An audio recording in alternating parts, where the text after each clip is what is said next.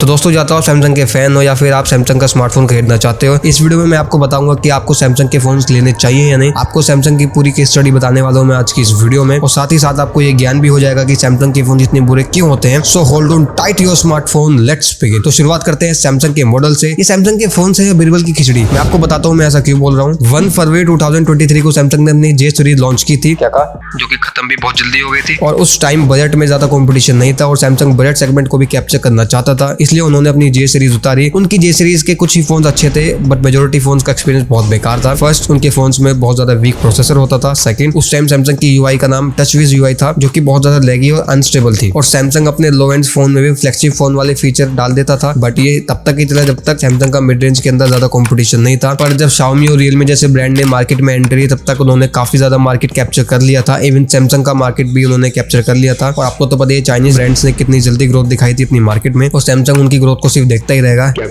आज भी बस देख ही रहा है। तो इन सब के बाद सैमसंग ने जल्दबाजी में कुछ स्टेप्स लिए, जैसे कि उन्होंने अपनी M सीरीज लॉन्च की, अपनी F सीरीज लॉन्च की, उन्होंने अपनी A सीरीज लॉन्च की। सैमसंग M सीरीज में तो मोस्टली प्रोसेसर 9611 का यूज करते थे, जो कि एक बेकार प्रोसेसर था। Remember what I have said, बेकार प्रोसेसर। सैमसंग की M सीरीज मेनली ऑफलाइन लोगों को टारगेट करने के लिए बनाई गई थी। F सीरीज वो बनाई गई थी ऑनलाइन लोगों के लिए और Xiaomi और Realme जैसे फोन्स को कम्पीट करने के लिए। और F सीरीज का इधर मतलब है जो फ्लिपकार्ट एक्सक्लूसिव फोन होते थे वो सभी F सीरीज में आते थे। और A सीरीज तो ऑनलाइन सेगमेंट ओरिएंटेड लोगों के लिए बनाई गई थी, और ये ज्यादातर अपर मिड रेंज वाले लोगों को टारगेट करती थी। तो आइए अब बात करते हैं why Samsung is killing his own phones. Samsung premium series में उनका बेस्ट फोन माना जाता था नोट सीरीज, क्योंकि नोट सीरीज में आपको बड़ी और कर्व डिस्प्ले मिलती थी और S पेन का साथ भी मिलता था, वो तो आज भी मिल रहा है। और नोट 20 तक ये सब चीजें सही चल रही थी। उसके बाद सैमसंग ने सोचा S और नोट सीरीज को मिला देते हैं, और फिर उन्होंने अपनी नोट सीरीज को अल्ट्रा में बदल दिया, like S22 ultra, S23 ultra. Samsung को साल में 2 लॉन्चेस करने पड़ते थे, एक S सीरीज और एक नोट सीरीज, और उनकी दोनों ही सीरीज में कॉम्पिटिशन था और दोनों ही सीरीज लगभग सिमिलर थी। सैमसंग की एक सीरीज थोड़ी सस्ती थी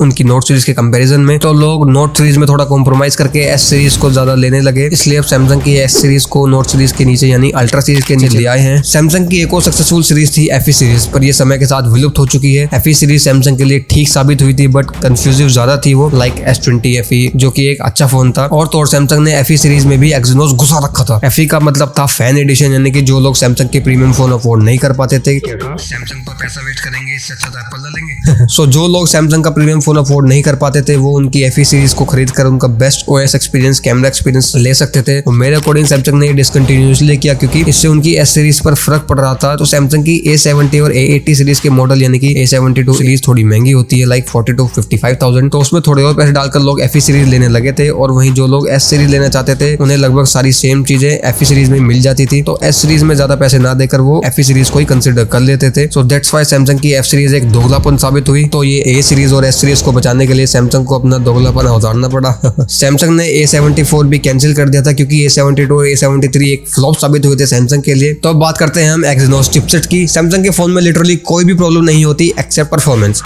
ये प्रॉब्लम एक बहुत बड़ी प्रॉब्लम है। आप सारी चीजें अच्छी दे सकते हैं, मगर उनकी परफॉर्मेंस ही अच्छी नहीं है, तो वो सारी अच्छी चीजों का कोई फायदा नहीं है। आप इसको इस तरह से समझिए, एक बॉडी है, मतलब एक जीवित बॉडी है, जिसकी आंख भी अच्छी है, जिसकी आवाज भी अच्छी है, जो कि स्मार्ट भी है, दिखने में सुंदर भी है, और सभी ऑर्गन्स उसकी fit, fine and full working है। बस वो बॉडी, जीवित बॉडी कोमा में है। तो बताइए क्या फायदा है ऐसी बॉडी का, ऐसी जीवित बॉडी का, इसका कोई इस्तेमाल ना कर सके। तो अब बात करते हैं रिपोर्ट, डाटा और फैक्ट की। तो 2020 में सैमसंग को अपनी स्मार्टफोन्स की स्केल में डिक्लाइन देखने को मिला था, क्योंकि पिछले साल उन्होंने 30 मिलियन यूनिट्स बेचे थे और 2020 में उन्होंने सिर्फ 25 मिलियन यूनिट ही बेचे थे। और उन्होंने उस टाइम अपने यूनिट्स में खुद का प्रोसेसर यानी स्ट्रॉन्गेस्ट एवर Exynos 990 एक चिपसेट यूज किया था। लेटर ऑन Exynos 990 एक डिजास्टर साबित हुआ, क्योंकि उस प्रोसेसर में हीटिंग इश्यूज आ रहे थे, परफॉर्मेंस गैप भी थे। उस टाइम पे स्नैपड्रैगन 865 आया था और Exynos 990 का परफॉर्मेंस गैप बहुत ज्यादा था स्नैपड्रैगन 865 के मुकाबले। सैमसंग के किस फोन में कैसी परफॉर्मेंस मिलेगी ये कोई माइकल बिना ट्राई करे नहीं बता सकता। Exynos processor one of the worst processor है, क्योंकि टाइम के साथ साथ इनकी परफॉर्मेंस डिग्रेड हो जाती है। ये प्रोसेसर जब नए होते हैं तब ये ठीक ठाक चलते हैं, बट आफ्टर 10 to 12 मंथ्स ये अपनी असली औकात दिखा देते हैं। ये लैग होने लगते हैं, इनमें जिटरीनेस आने लगती है और ये अच्छे से UI तक को हैंडल नहीं कर पाते हैं। सोचिए आप क्या करेंगे अच्छे कैमरे का, अच्छे डिस्प्ले का, अच्छे स्पीकर्स का, जब प्रोसेसर ही बेकार होगा। ना ही वो अच्छी इमेज प्रोसेस कर पाएगा, ना ही वो आपको 4K वीडियो प्लेबैक दे पाएगा, पाएगा और ना ही कंसिस्टेंट रह पाएगा। तो अगर आप सैमसंग F54 का सच रिव्यू जानना चाहते हो तो आई बटन पर एक वीडियो आ रही होगी, उस पर क्लिक करें या फिर मैं डिस्क्रिप्शन में आपको लिंक दे दूंगा, जरूर उस वीडियो को जाके देखिए। सैमसंग की सारी सच्चाई और F54 की सारी सच्चाई आपको उसमें मालूम पड़ जाएगी। ये सब दोगलापना है सैमसंग का। मैं अभी इसका दोगलापना उतारता हूँ। सैमसंग नोट 7 का ब्लास्ट होना एक biggest failure in the history of ever tech company. आप समझिए कि ये इतना बड़ा केस था कि एयरलाइंस वाले उन लोगों को चढ़ने ही नहीं देते थे जिनके पास सैमसंग नोट 7 होता था। ओहो आज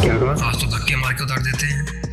और ऐसे इंसिडेंट ब्रांड के प्रति एक गंदी छाप छोड़ देते हैं और ऐसी छाप छोड़ने में तो सैमसंग माहिर है। सैमसंग कई बार Antutu बेंचमार्क, Geekbench जैसे ऐप्स को मैनिपुलेट करता हुआ पकड़ा गया है और इनका GOS यानी कि गेम ऑप्टिमाइजिंग सर्विस इनके प्रोसेसर की पावर को लिमिट कर देता है। इसमें कोई दिक्कत की बात नहीं है। बस ये GOS Antutu, Geekbench जैसे ऐप्स के ऊपर काम नहीं करता है। मीन जब भी आप ये ऐप चलाओगे तो सैमसंग अपनी GOS बंद कर देगा और अपने प्रोसेसर की फुल स्ट्रेंथ यूज करेगा इन ऐप्स में स्कोर को अच्छा लाने के लिए। आपको स्कोर तो अच्छा मिल जाएगा बट आप उस फोन को प्रैक्टिकल लाइफ में जब यूज करोगे तो आपको कम पावर मिलेगी। तो अब मैं आपको बताता हूँ सैमसंग वर्स्ट फोन इन 2023। तो फर्स्ट वन ही सैमसंग गैलेक्सी A03 कोर। इसमें आपको 2GB रैम 32GB स्टोरेज मिलती है और प्राइस उसका क्या है 6,627 रुपीज। इसमें आपको TFT HD+ डिस्प्ले मिलती है और इसकी परफॉर्मेंस बहुत ज्यादा हॉरिबल है। मतलब आप कुछ कर ही नहीं सकते। 6-7 हजार में तो एक अच्छा फोन आ जाता है क्योंकि बहुत ठीक ठाक परफॉर्मेंस आपको निकाल के दे देगा। Second one is Galaxy A73 not justifying its price segment at ₹40,000।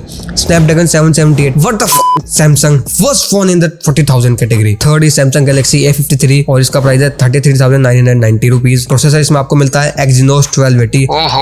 Samsung ये क्या कर रहे हो, अंडर 35,000 Exynos, वो भी 1280। ये तो भारी ब्लंडर हो गया Samsung. It sucks for gaming. S21 FE Exynos 2100। हम तो चुप हैं। एक बात को कितनी बात हो रहा हूँ मैं, Exynos सक्स यार। अब सैमसंग के फोन में गेमिंग कर ही नहीं सकते, खासकर अंडर 40,000 में। गेमिंग तो सैमसंग के स्मार्टफोन में इससे अच्छा तो पोको ले लो, कम से कम अपडेट ना करोगे तो डेड तो नहीं होगा।